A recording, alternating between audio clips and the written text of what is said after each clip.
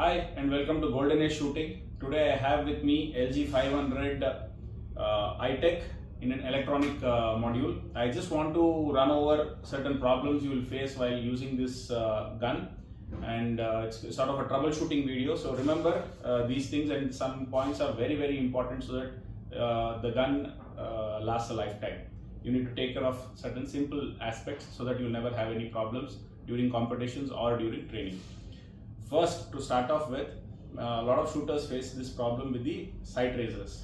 When you add sight razors, ensure that every single sight razor is tightened with the Allen key. There is a tiny hole here. You can see a tiny hole inside that. You put the small Allen key and then tighten it. So every single sight razor needs to be tightened.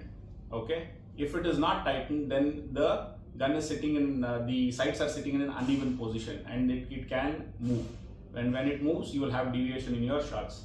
So whenever you're using sight razors, remember that everything is topped down correctly and it's not over tight. If you pull it too hard, then you have trouble removing it, or you might break something. So any of the screws in this particular gun should not be over tightened.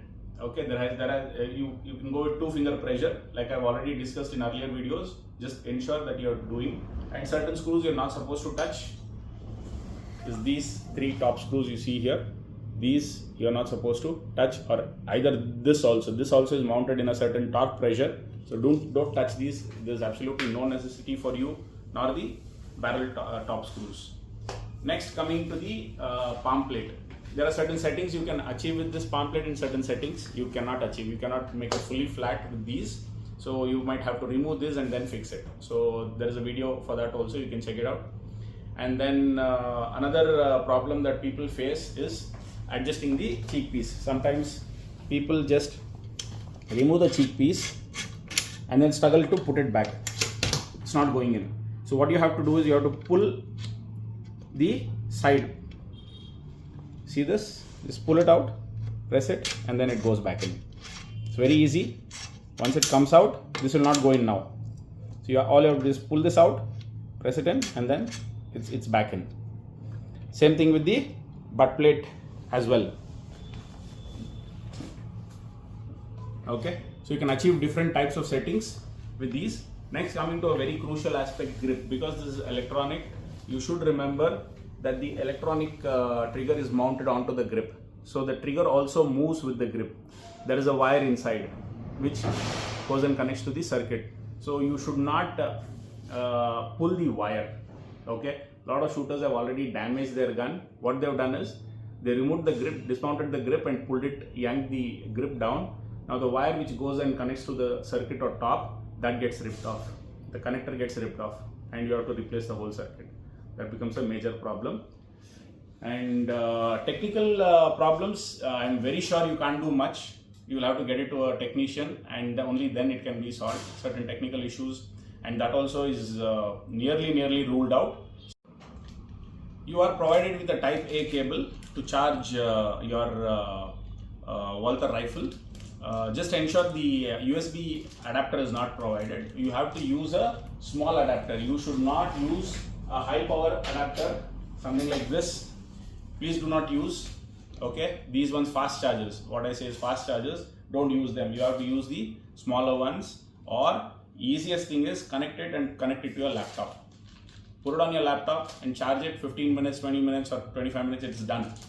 Okay, and it should last you, depending on the usage, it should last you a month or more sometimes. So just ensure that you're not connecting this to a high power charger.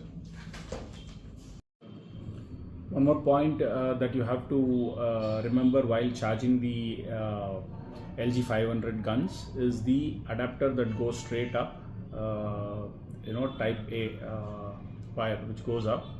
You have, while pulling it down, ensure you're doing it very softly and gently. Okay, you don't pull it down too hard, because the connector which is into the circuit might get ripped off, and that requires good amount of force. But we've seen people doing that kind of damage. So right now they've modified the design also so that people don't rip it off. So ensure that you don't yank it, or just give it gently a nudge, and then you can pull it out. Another thing you have to remember is how to use this cylinder. Because this is made out of brass, you have to remember that this is our soft metal. Okay, so when you're mounting the cylinder, always try to do it from top down. Go anti-clockwise. You listen to a click and then go clockwise. If you feel it is becoming tight, it's not going inside, then don't squeeze it. Just remove it back and then figure out what is wrong with it. You will always see this edges sharp. You see that? It will be like this. Okay. If it is folded to one side, that means this is damaged, and if you use this, then this will get damaged for sure.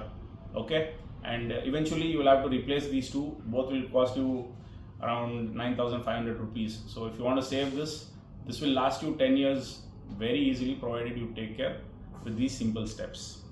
And triggering, one more point I need to add about trigger.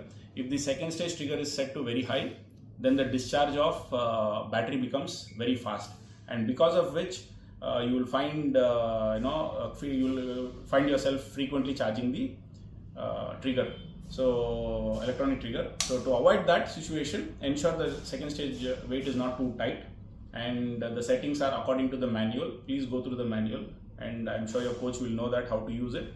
And if there is any problem, always get to a technician before trying to repair anything. Another common problem we are seeing is rusting, and that rusting majorly is due to the weather or exposure to water because of rain somewhere. And third, it is also because shooters sweat a lot, and when they wipe their forehead, they forget to wipe it. They use a pellet, load a pellet, they're touching. So the first signs of rusting will always be here. When you see this portion rusted, you know that the rusting can enter the barrel. So kindly ensure that you use a towel and rusting is avoided.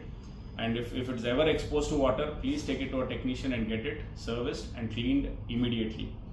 Other than that, care for this is just ensure you're not keeping any towels inside your case. Okay, and because this is a new case, the new case comes with a thinner foam, so they're giving you a bag. So because they're giving you a bag, there is also a possibility that moisture retention can become higher and there is more gap which can enter. So we always recommend to add a couple of layers of foam yourself, which we can suggest. So kindly just ensure that there is no exposure to water in any case.